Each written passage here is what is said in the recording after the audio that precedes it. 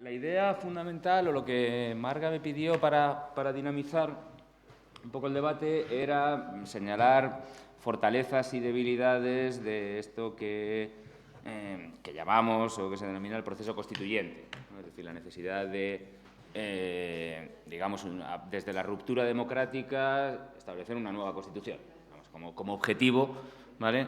Desde el punto de vista jurídico. Es decir, entendemos que, y ahora intentaré dar alguna razón, que no nos vale con reformas legales en algunos aspectos, ¿vale?, sino que una salida a la crisis institucional que sufre el país y un intento de ser más fuertes en nuestras demandas pasa por reivindicar un proceso constituyente, más allá que de reformas legales que, por supuesto, también tenemos que irlas peleando, ¿no? Un proceso constituyente es la base de, o cumpliendo los objetivos claramente delimitados de una república democrática, igualitaria, feminista, etc. En esto creo que no hace falta que entremos mucho en ello, ¿no? Y yo os daría 3 razones para que, si queréis, pensemos sobre ellas o pues, sobre por qué ir a un proceso constituyente, ¿no? Y cada una la voy a vincular con un objetivo que deberíamos o que podríamos marcarnos en nuestro quehacer, cada uno en su quehacer diario, ¿no? En primer lugar, necesitamos, o sea, lo digo así un poco bruscamente y luego, si queréis, lo vamos matizando.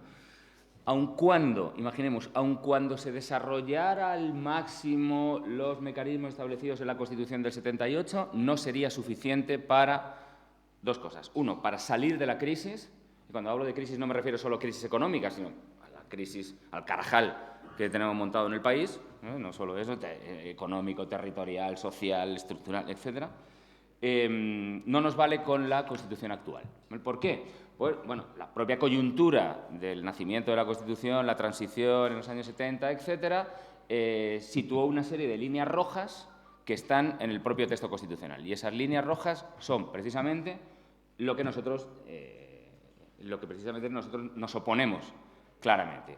Y no me refiero solo a la jefatura del Estado, un tema que ya conocemos, sino a otras cuestiones que también lastran, o nosotros pensamos que lastran el desarrollo del país. Jefatura de Estado, esto ya lo dejo claramente entendido por todos. La cuestión territorial, es decir, la cuestión territorial. El marco constitucional actual no permite ir más allá de esto que se ha llamado el Estado de las autonomías. Es decir, bien vayamos hacia un modelo federal o bien vayamos hacia un modelo confederal, requiere un nuevo marco institucional y, por tanto, una nueva Constitución. Es decir, la Constitución está diseñada para terminar en donde estamos, en un Estado de las autonomías que no se sabe si es un Estado central o un Estado autonómico, ¿vale?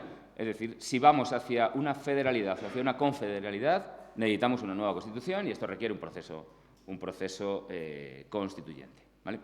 Y un segundo punto que también me parece central y creo que es al que también deberíamos dedicarle algún esfuerzo, no solo práctico, sino también teórico, es la protección de los derechos. Y, en concreto, si queréis, protección de derechos sociales. Es decir, la Constitución entiende los derechos sociales quitando el derecho a la educación, los entiende como principios programáticos. Es decir, por más que el texto constitucional hable de derecho a la vivienda o derecho al trabajo, esto es pura retórica jurídica. ¿Por qué? Porque uno no puede acudir a un tribunal y decirle a un juez que garantice el derecho a la vivienda o el derecho al trabajo. Por tanto, no podemos, es decir, en el mundo jurídico, digamos que esto está ya muy teorizado, no podemos hablar de derecho si no hay una obligación correlativa. ¿Bien? Y, por tanto, los poderes públicos no tienen, constitucionalmente hablando, la obligación de desarrollar derechos a la vivienda o derechos al trabajo. No están obligados constitucionalmente a hacerlo. Y esto es importante que lo tengamos en cuenta, ¿vale? Porque oímos bastantes discursos en este sentido, ¿bien?, del derecho a la vivienda, el derecho al trabajo, etcétera, pero si le damos la vuelta o le apretamos un poquito la tuerca al discurso, nos encontramos con que no son derechos. No son derechos en el texto constitucional actual. Bueno, y esto marca definitivamente nuestra forma de entender el texto. Es decir, la Constitución actual no nos vale, insisto, si queremos avanzar no solo en la vía republicana, ¿vale?, sino si queremos avanzar también en la federalidad o confederalidad de este Estado, y si queremos avanzar en la protección de los derechos y, en concreto, de los derechos sociales, ¿vale? Por tanto, una primera idea que creo que sería importante que fuéramos introduciéndola en nuestros discursos es, bueno, que un proceso constituyente implica garantía de derechos. Implica garantía de derechos. Entonces, ¿por qué queremos un proceso constituyente? Queremos un proceso constituyente porque queremos un mecanismo, que se generen mecanismos que garanticen los derechos y, en concreto, los derechos sociales, ¿vale? Ahí habría que pensar en qué mecanismos de garantía queremos que se establezcan. No vale solo con la garantía judicial, no vale solo con la garantía judicial de los derechos, que es importante, pero no vale solo, sino que deberíamos establecer, yo creo, lanzo un par de ideas, un par de cláusulas al respecto. Uno es, ese proceso constituyente tiene que implicar la derogación del actual artículo 135, ¿vale?, aunque solo sea para que a Carlos Sánchez Mato no le acaben inhabilitando, ¿vale? Es decir, no cabe protección de derechos, como hemos visto y como estamos viendo, digamos, en muchos ámbitos, no cabe con una cláusula, la Golden Rule, ¿no?, como la llaman en Bruselas, que es la prioridad absoluta del pago de la deuda y de los intereses de la deuda frente a cualquier otro gasto social, ¿vale? Y, por otro lado, otro mecanismo que deberíamos introducir en ese, o que podría ser uno de nuestros ejes, es una cláusula de irreversibilidad de los derechos.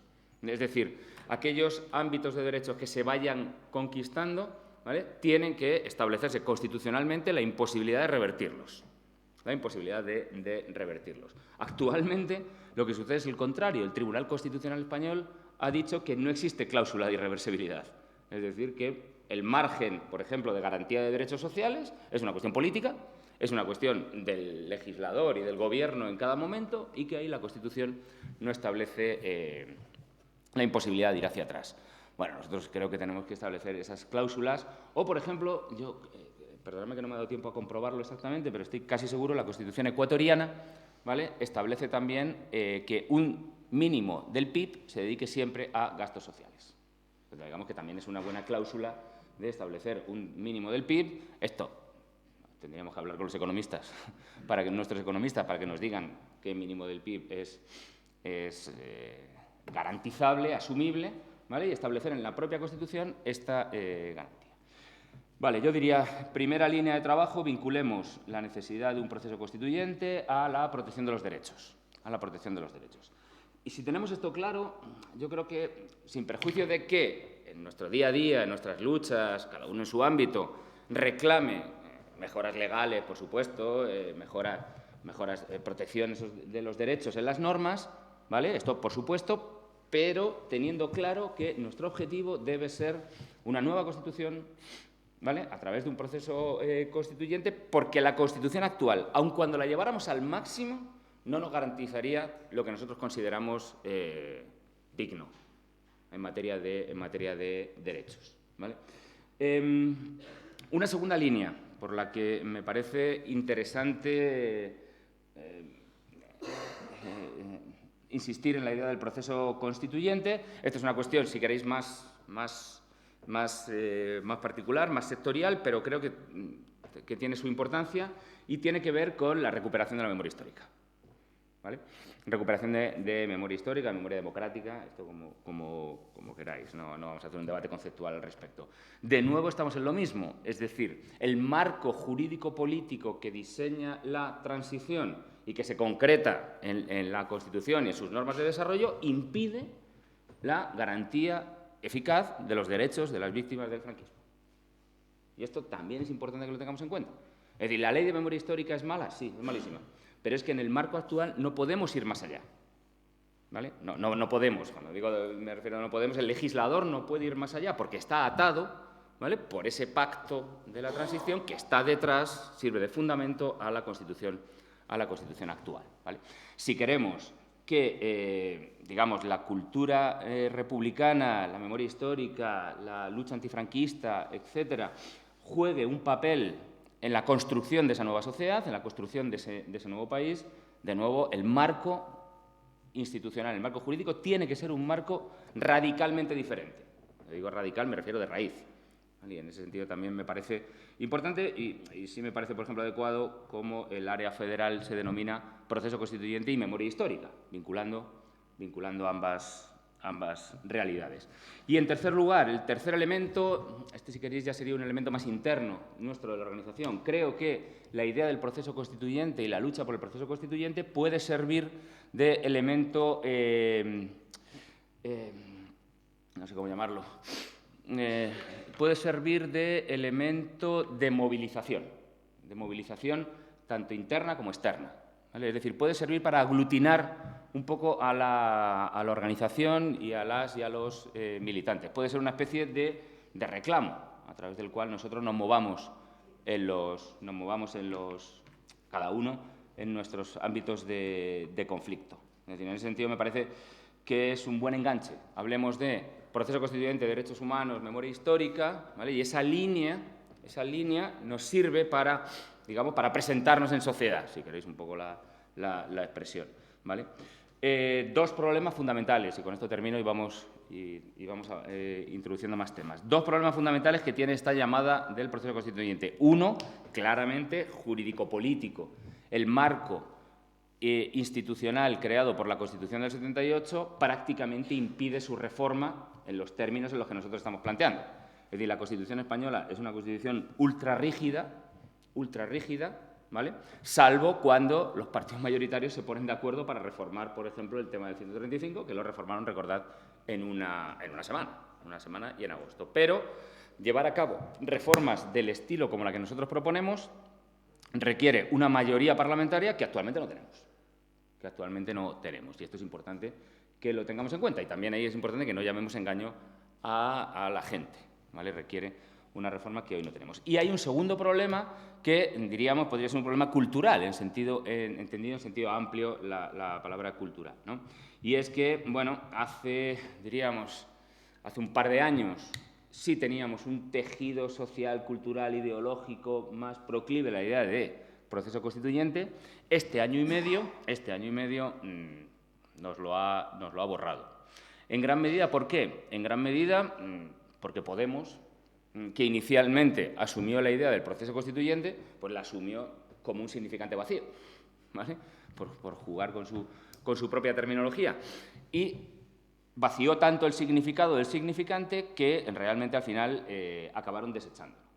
Entonces, la propuesta de Podemos, si recordáis el programa electoral del 20 de diciembre, la propuesta de Podemos no era proceso constituyente, sino que estaban hablando de algunas reformas.